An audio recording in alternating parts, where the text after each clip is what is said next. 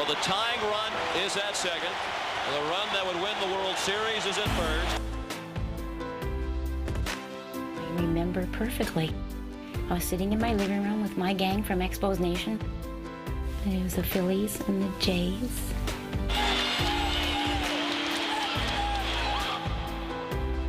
You have to remember, Toronto and Montreal is water and fire. Joe Carter is the batter. Now the 2-2. Well hit down the left field line. Way back and When Joe Carter hit that, and I heard that announcer say, "Touch 'em all, Joe! You'll never hit a bigger home run in your life!" crushing, crushing. Joe Carter with a 3-run homer. And a bit of jealousy, because we were here first. The winners and still world champions. And all I could see when he was running around the bases was seeing the Expos doing the same thing. Was seeing a Larry Walker hitting that home run. Walker hits one way out into the bleachers. We would have liked to have been the first Canadian team to win the World Series. I think that would have been terrific. The Blue Jays have repeated as World Series champions. Packing the place every night and winning back-to-back championships. That was supposed to be us.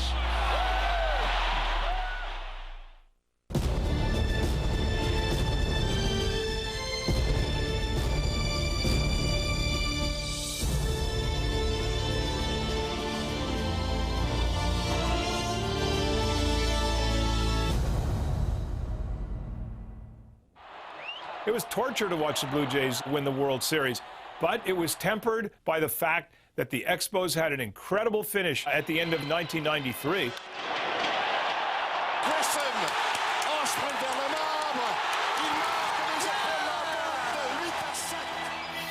The Expos won 30 of their final 39 games in '93, finishing a close second to the eventual National League champion Phillies. Montreal fans had every reason to be hopeful. We were just improving every year. It was unbelievable, and I knew our time was going to come. Manager Felipe Alou had one of the best outfields in the game.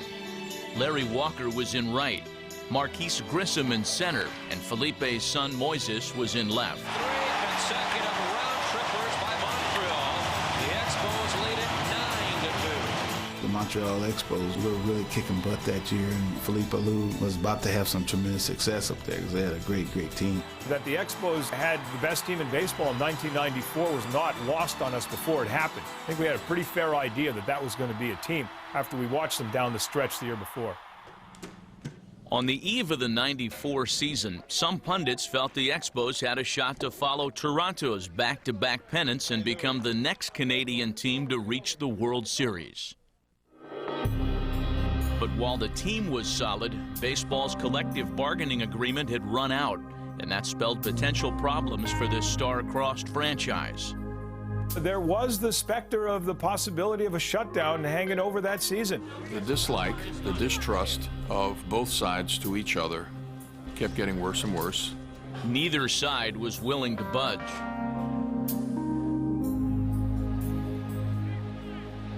They knew it was going to be a long strike. They knew that there was some big issues that year. The clock is ticking because the owners have said they will unilaterally implement their salary cap proposal after the season.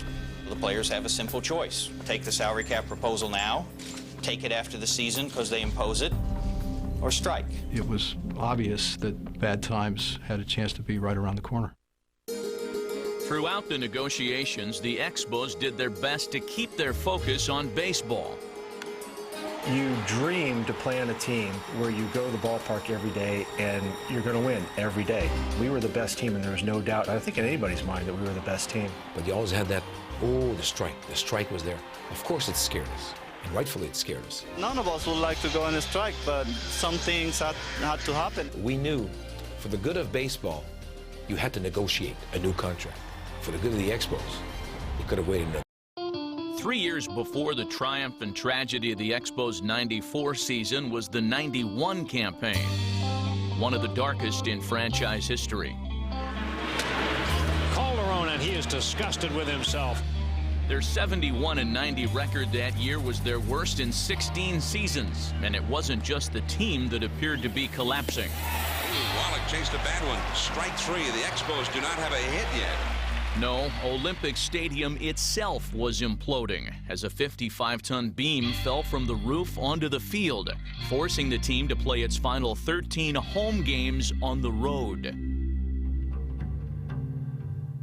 But then this was just another in a long litany of problems inflicted on the Expos and their fans by this stadium, a facility that wasn't even built for them. Olympic Stadium was built for the Olympics. It really wasn't a baseball facility. I remember walking in just before the Olympics, and I almost had a heart attack when I saw it, because this was going to be a failure. Olympic Stadium to Quebecers was a bit of a thorn in the thigh because of the costs. The stadium eventually cost $1 billion, and as you know, the roof never worked. They spent a lot of money on that place. The fans never liked it. It's just that simple. It was a terrible place to watch a baseball game. It was cold, it was hollow, it was nothing more than the world's largest ashtray. Coming off a terrible season in an equally flawed building, all the Expos could do was keep their chins up. Gotta have a positive attitude because we were the worst last year. It's going to get better, so there's no pressure on us. No, the pressure was on Expos general manager Dan Duquette. I sat down with Bill Stoneman and Claude Brochu, and together we did a 3-year projection of the players in terms of their talent, in terms of their value to the team, and in terms of what the team could pay them. But when we put the blueprint together to have a decent team over a couple of years, we were really shooting for 1994. The process began immediately after the '91 season when the Expos made some much-needed additions. They traded for catcher Darren Fletcher and a pair of solid pitchers in Ken Hill and John Wetland. We had traded for a top starter and a closer, and that gave us the bookends for our pitching staff. Hill went on to win 16 games in '92, and Wetland registered 37 saves, giving the Expos 16 more wins than the previous year. Aiding the turnaround was a man named Alou. No, not Moises, who was a rookie that year. His father, Felipe, who took over a most familiar team as manager in late May. Most of these people have played for me somewhere, and they know that I want action to do the impossible. Sometimes he did it. Felipe possessed the perfect temperament to lead a young squad. Well, you know, one man can't do it. You know, it takes all of us to see what's going on. He was fun to learn from. I believe any time somebody steals a bag, it's my fault that they stole. And that's what Felipe was and is. He's a baseball man through and through. With a full season at the helm, Felipe guided the Expos to a 94-68 record in '93, closing out the year in furious fashion to finish 3 games behind the eventual National League champions. They simply ran out of time. The only thing that stopped the Expos from overtaking the Phillies in 1993 was the schedule. So you could see it coming. And for the second time in this series, the Expos have come up with a rally as they sweep the series. They were starting to develop a little brashness. They were going to have a swagger when the next season started. The one caveat to '94 was economics. It was a recurring theme in Montreal, one that ultimately became synonymous with the franchise. We knew that we had a very tight, close, short window to keep this team together because of the fiscal restraints that we were working under. As such, Duquette made the decision to part ways with fan favorite Delino DeShields. Regardez Delino DeShields. In exchange, the Expos received a promising but slight 22-year-old pitcher named Pedro Martinez. The genesis of that trade really was Dennis Martinez was playing out his option. There was no way with our revenues that we could fit him in with this group of young players that we were putting together. So we had to trade one of our young players to get a good pitcher to replace Dennis Martinez. I was one of the guys who roasted Dan Duquette because all I knew was how skinny Pedro Martinez was. This kid's only about 160 pounds. That Tommy Lasorda, his own manager in LA, said he wasn't strong enough to be a successful starting pitcher. We were blasted here. We were the biggest idiots, only doing it for money. We would be able to use Dennis Martinez's sweater and not have to buy a new one. I mean, we were killed. And yet, when we made the trade, Dan said to me, you know what? With this trade, we're going to win in '94. Tip of the cap from a guy who deserves the ovation he's getting, Pedro Martinez. This city has always been and will always be about the Montreal Canadiens. But when the Expos came in '69, you had this incredible love affair. I remember sitting at our kitchen table listening to a call-in show what our new team's name would be. Someone called in and said, well, we just had Expo 67. Why don't we name it the Expos? And it stuck. The Montreal Expos were born during baseball's centennial season of 1969. The first ever Major League team to play its home games somewhere other than the United States. When they came alive, they weren't just another team. They were the only team that wasn't an American team. They were Canada's baseball team. We will all be proud of our Montreal Expos. This is what the city wanted. They wanted good baseball, and they're going to get it. People forget that this was a pretty good baseball market, that the Montreal Royals did pretty well here. The Royals were a Montreal institution for 62 seasons, the last 16 the Dodgers AAA affiliate, and the stepping stone for some iconic baseball legends. Jackie Robinson played here. Roberto Clemente played here. For Montreal, they had had the experience of being in AAA. Now they wouldn't settle for that anymore. They're too big, and Montreal was suddenly a major league town. The tears are just rolling down my cheeks, and frankly, I was standing next to Mayor Drapeau, the tears are rolling down his cheeks too. Heir to the Seagram's Wines and Spirits Companies, Bronfman was a Montreal native and his pride knew no bounds. To have 45,000 Americans stand at attention for our anthem, that was a huge day. The home opener at Jerry Park was equally historic, for it was the first Major League game to be played on international soil. Crowd beginning to stand. That's really something, a standing ovation before the first ball is pitched out. The fans went insane. You couldn't get another person in the ballpark. They had people that were standing on ladders outside the ballpark trying to look over the fences. The excitement was big time. It really was. Oh, it was so much fun. Jerry Park was about as intimate as it gets. Anywhere in that park, you were touching players practically. Nobody cared that they lost 20-odd games in a row, that they finished with 110 losses. Major League Baseball was in our town, and we celebrated it. Right from the very start, the fans took to Rusty Staub, and the baseball writer Ted Blackman dubbed him Le Grand Orange. See that hair? That's why they call him Le Grand Orange. Who didn't love Le Grand Orange? Although I do have a fixation for shortstops.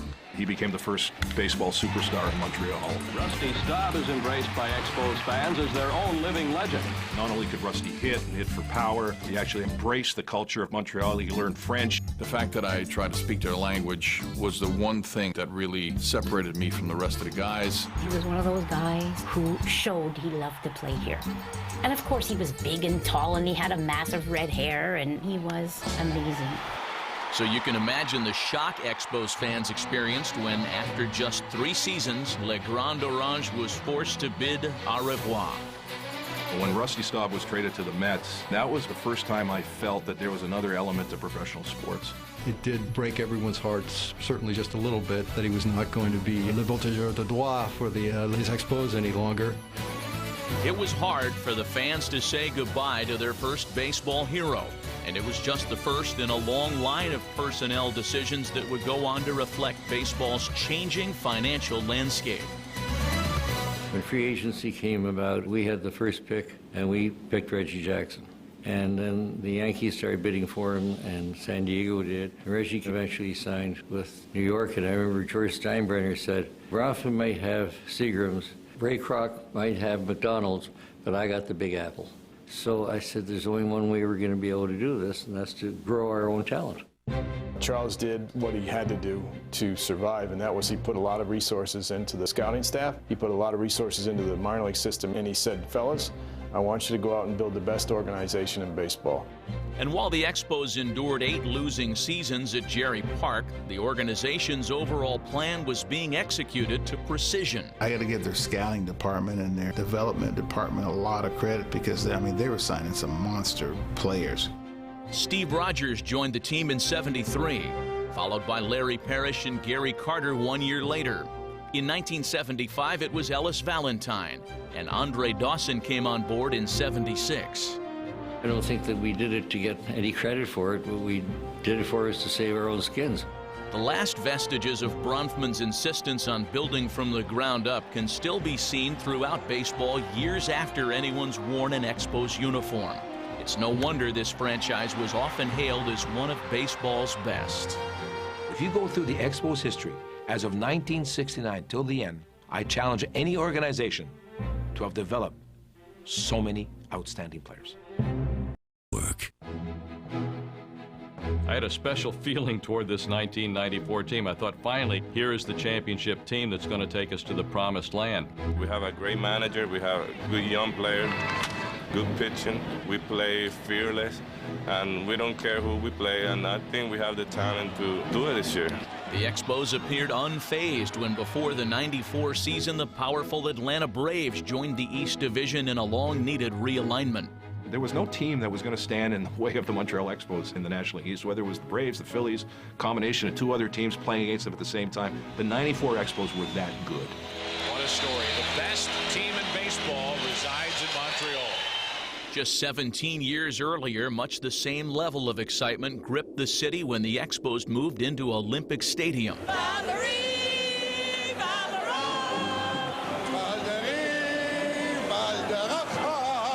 The first game there were over 50,000 people. I remember being at the home opener in '77. They lost 7-2 against the Phillies, but I'd never sat so high up in anything in my life. It was huge, it was immense, it was enormous, and it felt great. It felt really major league.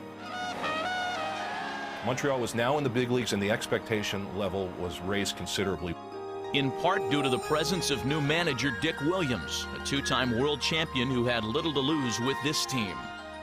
The year before, they lost 107 ball games, so we had no place to go but up. And why not?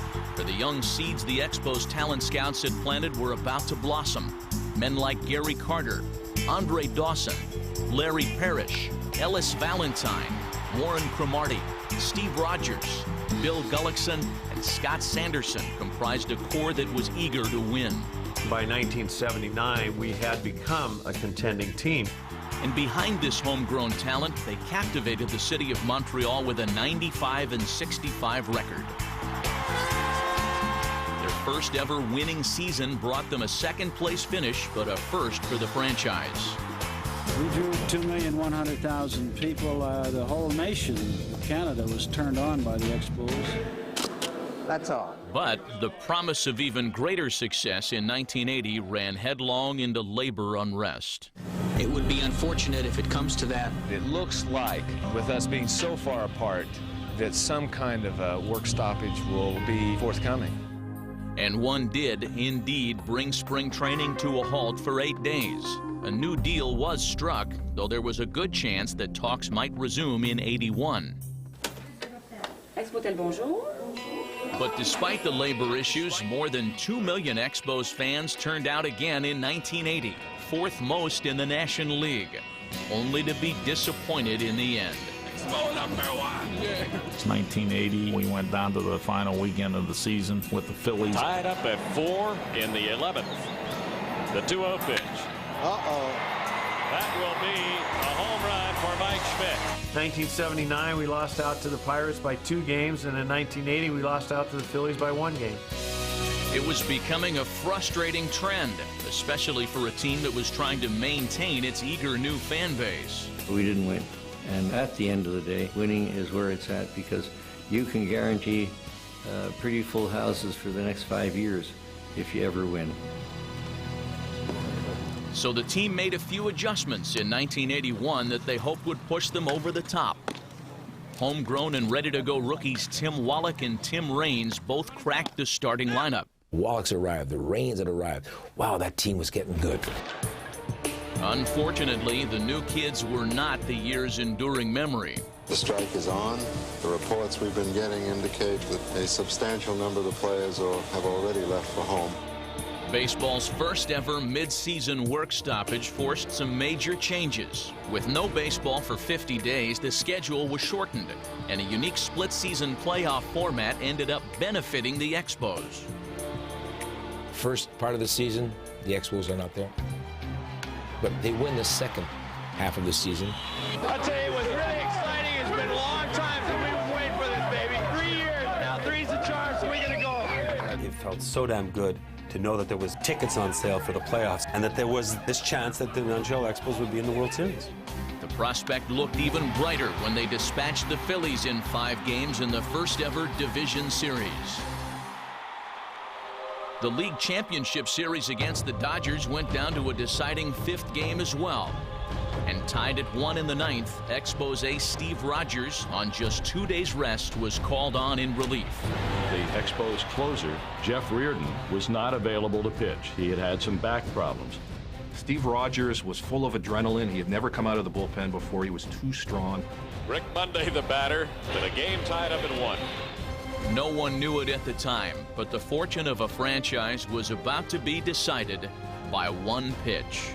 One pitch changed definitely the course of the history of the Expos. Here's the 3-1 pitch, and it's swung on, fly ball, center field, Dawson going back. And I can still see Andre going back. Still on the run, trouble at the fence.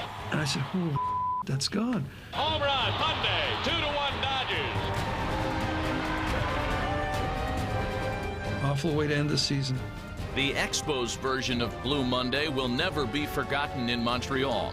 For despite winning more games than any National League team from 1979 through 82, this would be the closest the Expos would ever come to a World Series. It was just unfortunate that we never materialized the overall talent that we had to win a World Series. Then eventually the team started to break up.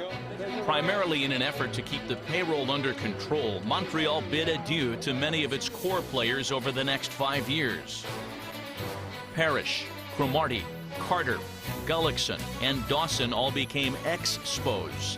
These were business decisions, but much like when Rusty Staub was traded, Montreal fans had to once again endure the loss of their heroes. That just took the wind out of everyone's sails because you could look around the major leagues and see an all-star team made up of ex-Expo players. The pain was felt at the box office, too, as attendance dwindled to just over 1 million fans by 1986, the same season that Claude Brochu was named the new team president. When I took over from John McHale, it became very clear in discussions with Charles Bronfman that he was frustrated. We had these young, feisty teams and damn good teams, and I'd go to a stadium and see 70,000 people in this cavernous place. I'd be heartbroken. Now in his 18th season as Expos owner, Bronfman's zest for the business of baseball was waning. Charles Bronfman became very concerned with the direction baseball was taking. When I first went into baseball, if you had a really lousy year, you could lose $100,000. When I left baseball, if you had a really lousy year, you could lose between $10 and $20 million. The changing landscape led Charles to seek out a buyer for his beloved Expos, with the provision that they keep the team in Montreal. When Charles Bronfman decided to sell the team, we knew we were in trouble. Finding that buyer, though, was no easy task. The Expos proved to be a hard sell. It took Brochu more than 2 years to cobble together a consortium of 12 owners, a process that raised some red flags with the fans. It was hard to believe that the Expos were owned by many companies. That was a bit odd, and let's face it, it's not a word you hear every day, consortium. Almost immediately, this new group discovered that no one entity among the 12 had the monetary wherewithal to absorb the financial challenges that were unique to Montreal's small market existence. TV and radio rights were a prime example. Dave Van Horn tonight is broadcasting his 4,000th game for the Montreal Expos. From 1969 through 76, the Expos were Canada's team, seen and heard coast to coast. But that would change. Toronto Blue Jays came in, they wanted their territory, they were granted it, and that forced the Expos out of the most lucrative part of the country. Montreal became a provincial team. It was the Quebec team. The best we ever did from a rights perspective, probably somewhere between $22,000 and $25,000 a game. Somebody like the Dodgers at the time were getting $200,000, $250,000 a game. Factor in an unfavorable exchange rate where the Expos generated Canadian funds while paying their players in American money, and it was clear that Bronfman's deep pockets would be missed. There was no way you could turn around and say, oh, we're in trouble, Mr. Bronfman's going to help us. We knew that corporate institutes could not help us. So Mr. Bronfman is the biggest loss in the history of Expos. This has been in my pocket since 1994. It's the 94 team. I've carried that with me ever since because that was the most talented team, most exciting team that I'd ever been a part of. Gresham will head to third. He might circle the bases. Here comes Marquise. The throw by Pena. Safe for the Expos win 3-2. They had speed, they had power, they had pitching. Ken Hill gets the shutout victory. Leadership on the front end of the rotation in Martinez and Hill. Those guys threw 94, 95 miles an hour. Conine is out of there. We were having so much fun. We were so young, so fast. Everybody threw hard. And Wetland gets the strikeout and the save. You have to understand, too, that we had Moises Alou, left field. Marquise Grissom, center field. Larry Walker, right field. and balls didn't touch the outfield. We told you how the Expo outfield turns doubles into outs, and there's an example of it. We have a certain cockiness to us, and we all know how good the other one is. Everybody got a real good, strong arm, and I think we can cover a lot of ground. I think that's what makes us a little different from the other outfielders. This one ripped to right. Here comes Walker. He got it.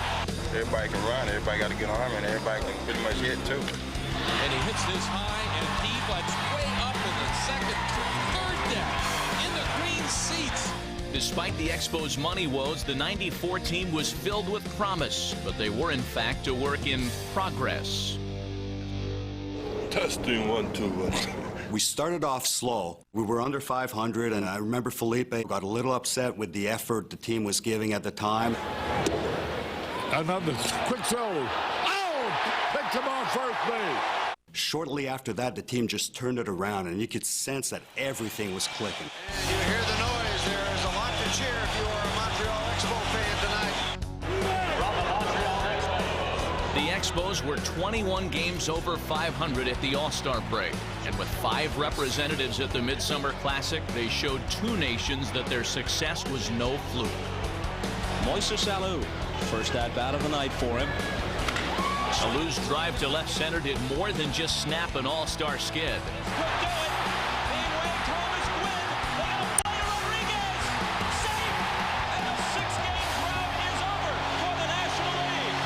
It was fantastic to see one of my guys do it because we were always so overlooked. Well, it's tough to ignore a team that goes 20-7 after the All-Star break en route to its best record ever. And the Expos, they're on a pace to win 110 games. Best team in baseball, the best team and the best young team.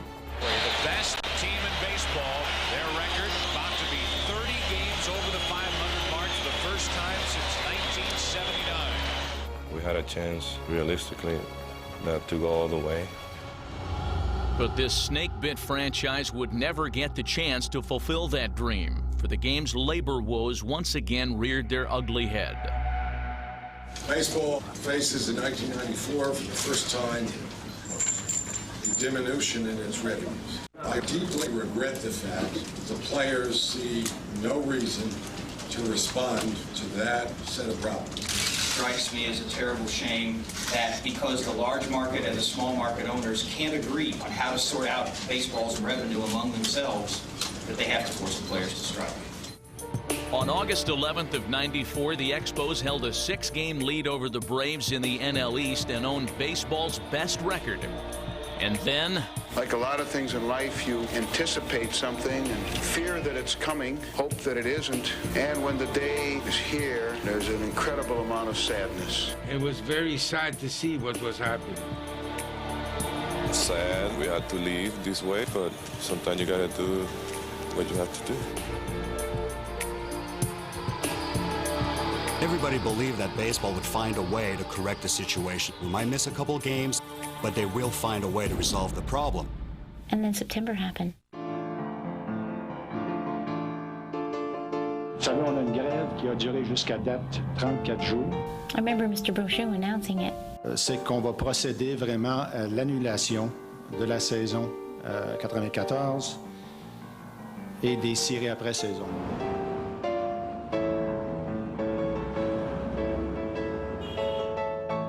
finally they get the chance after 25 years of existence, and it gets wiped out. How would you deal with that as a fan? Whatever city you're in, that would have been devastating. And I only wanted to win a World Series once in my life. Best team in baseball resides in Montreal. And this is one of the best teams Montreal sports has ever seen. It cannot end like this. It was a death knell to the Montreal Expos. Through all the wars and everything else, we had a World Series. But we didn't that year. Canadian team, and nobody cared. It affected a whole city and pretty much destroyed baseball in Montreal.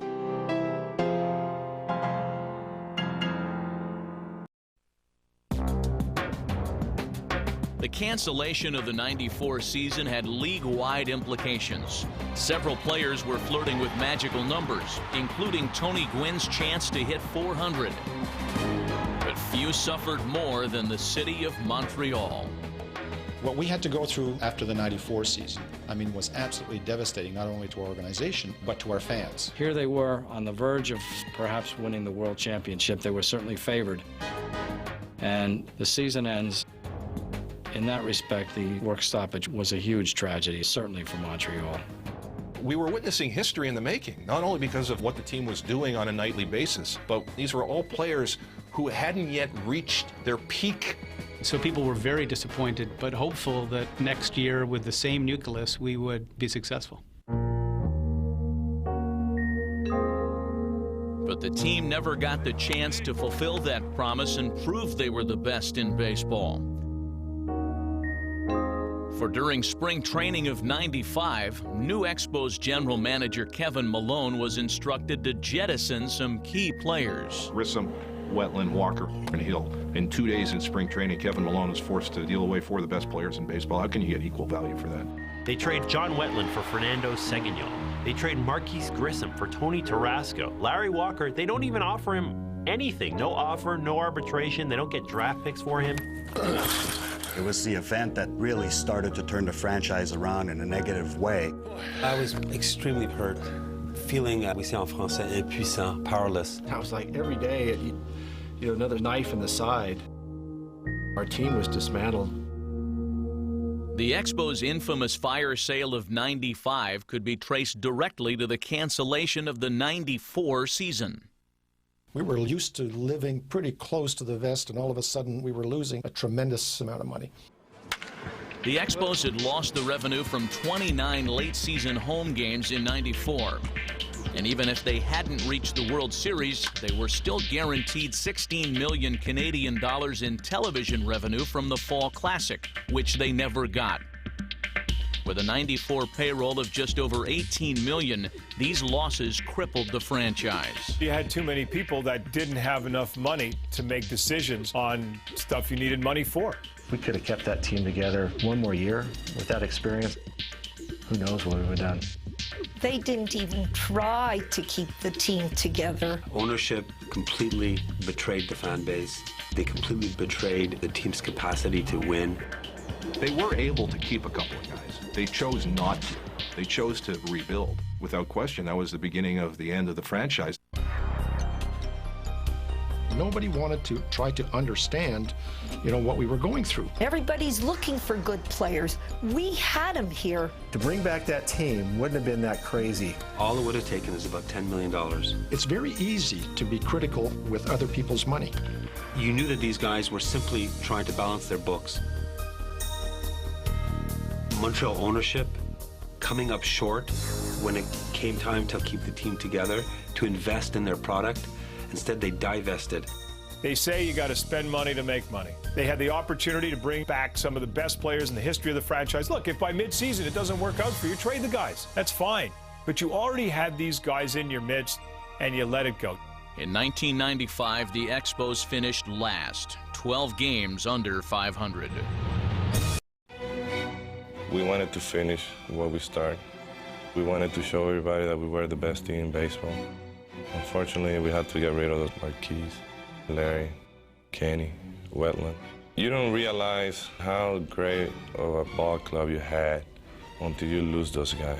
To make matters even worse, Expos fans had to endure watching the 4 that they lost play in the '95 postseason. If you open up the TV and you take a look, you see all our players are all over the place. They're doing so well. Grissom on the run. The team of the 90s has its world championship. Part of me was happy for them, but I was envious. I couldn't believe I had had these guys in my hand the year before, and next thing you know, they're winning it with someone else. It's tough to swallow. The 95 Expos, like many teams, experienced a drastic drop in attendance. It was now easier for fans to stay away from a stadium that always seemed to be somewhat out of the way. The biggest problem for Olympic Stadium was location. It was in the wrong place. This was a stadium that needed to be built downtown Montreal. That's where things were happening and still are. No question, Stade Olympique was passé. So Claude Brochu came up with a plan that he believed would help revive the franchise. If we can get ourselves a new ballpark downtown, we'll bring baseball back to this city like it never was before. A downtown stadium would have catapulted the franchise into among the best in Major League Baseball. Every other city where they built it downtown, whether it was Denver or Baltimore, Cleveland, it reignited all the interest in the ball club. And do I think it would have been a success? Yes, I do. Paying strict attention to how new downtown ballparks could impact a franchise and a city, the Expos carefully crafted a plan. We had decided we needed 3 levels of contribution. We needed provincial government, federal government, and we needed the fans to contribute. Probably 1/3 of the amount needed to build a stadium each. Canada's federal government did its share by pledging this downtown site. You see that tree? Where the Canadian flag is? That's where I'll be sitting. I remember I was in California when they called and said they were going to have this big rally. You people are too good and deserve too much for this organization to leave and go elsewhere. There's too many memories. Brochu could sense the momentum, and he designed a unique financial plan for the provincial government that all but assured its success. His group arranged a meeting with the Premier of Quebec, Lucien Bouchard, for confirmation. The Expos and the Minister of Finances had worked out a deal. Taxpayers were prepared to fund their share here in Quebec on the basis of being repaid by player salary income taxes. Mr. Brochu's plan was, if the Expos are not here, those income taxes, you're not going to get them anyway. So let's use them and pay a stadium. The Minister of Finance agreed. When Mr. Brochu met the Prime Minister, Mr. Bouchard, at that time, there was no more deal. Something happened. Et 5000 emplois répartis sur le territoire ont plus d'importance pour nous qu'en tout respect pour ce merveilleux sport qu'est le baseball, 2 de citoyens des États-Unis. There would be no provincial funding, so that was like a hammer.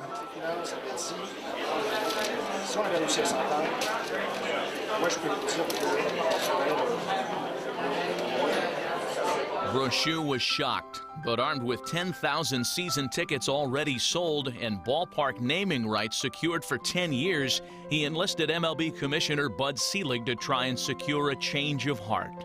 I thought we had very productive meetings. They were constructive. There was no question that franchise needed a new stadium, but it just didn't materialize. And we tried and we tried. As Bud was trying to be persuasive and trying to explain the importance from a baseball perspective and explain the baseball economics, it was clear it was just going in one ear and out the other. Once that decision was made, everyone in the organization realized that it was purely a question of time before the team would be relocated. Once it became clear that a new downtown stadium would not be built, baseball fans in Montreal vented their anger and frustration towards some more than others. Claude must go! Claude must go! Under fire from both the public and the consortium he headed, Brochu sold his shares and controlling interest to New York art dealer Jeffrey Loria. Claude Brochu wanted to see the Montreal Expos succeed, but he failed. People knew to the lengths that Claude Brochu was going to so that the fans of Montreal could keep their team. They would have really appreciated the work that he did for them. I know if we could have gotten this ballpark built downtown, that things would have been different. However, there was no way that the government wanted to do it, but they were wrong. They hurt a province, they hurt a city, and they hurt a population. The last years of the Expos, when Mr. Laurier was the owner, and then Major League Baseball took over ownership, was like going to the hospital to see somebody you loved suffering from terminal cancer. Kind of preparing myself for the worst here. And you've got 5,000 people in the stands every night. Can't last forever. They had great fans. J'aime les Expos. I love the Expos, boy. J'aime les Expos. I mean, there were a lot of people that really loved baseball. Many years, we outdid the Yankees in attendance. Does anyone ever say that? No, they concentrate on a time we only had 2,000 fans in the stands. The fan base was slapped around like a rag doll. They were saying, oh, people aren't into baseball in Montreal anymore. Give me a break. It was particularly painful to watch baseball games in an empty stadium, knowing full well how things could have been. It had been a trying decade for Expos fans since the fleeting triumph of the '94 season. And on the day of the last home game in the 2004 campaign, the news they dreaded sadly came to pass. It's official now. Major League Baseball has announced the Expos are headed to Washington, D.C. It was hard, and you know, it was 31,000 people, and everybody was crying. Grown men, kids on their parents' shoulders. This was disappointing, and we didn't want to move, but in the end, it was reality. We had to move. Prior to that final game, the franchise honored what might have been the greatest team never to reach the postseason. Even though we didn't win a World Series and we never even won a playoff game. However, in '94, I'll still maintain that we would have won the World Series. One of the game's tragedies that we weren't allowed to continue that season through to see where that team ended up and see where the franchise would have ended up. It was a personal tragedy for these players who missed their chance to shine. It was a tragedy for the baseball fans in Montreal because this was the best team that they ever had. But perhaps the greatest tragedy was the one that befell the fans in the province of Quebec and the city of Montreal. I am terribly sad. I think it was a great lift for the city, for the province, and for the country when they came in.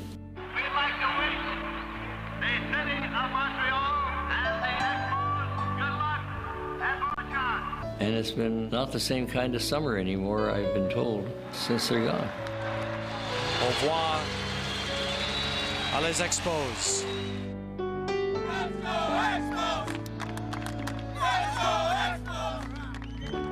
Life goes on when you lose a brother or a best friend. That's how I've often spoken about the Montreal Expos. It's like I lost somebody that I loved.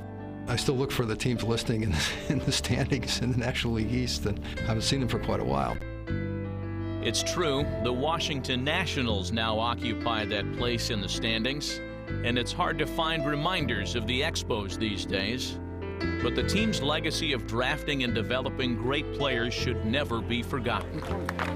Andre Dawson, the Hawk, Montreal National League, 1976 to 1986. Because I don't have a team anymore. But for one day, I can pretend. In a strange twist of fate in this hockey-centric city, the one place where the Expos' greats have been immortalized is right alongside the legends of Les Habitants.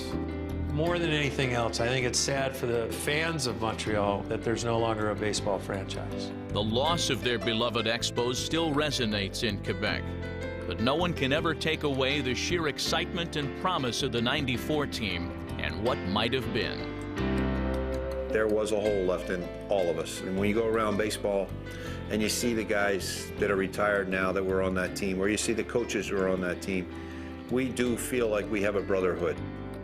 Unfortunately, they're also going to be remembered as the greatest team that never got an opportunity to show they were a great team.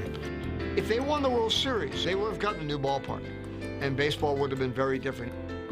The Montreal Expos would still be.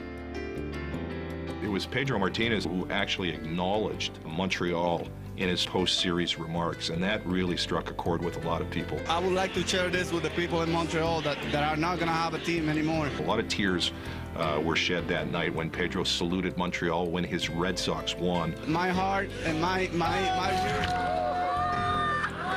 ring is with them too. Everyone still remembers the Expos fondly. It was very much a part of Montreal, and when people ask me what team I'm a fan of, I always say the Expos. Even though they don't exist anymore, I still tell my kids I'm an Expos fan.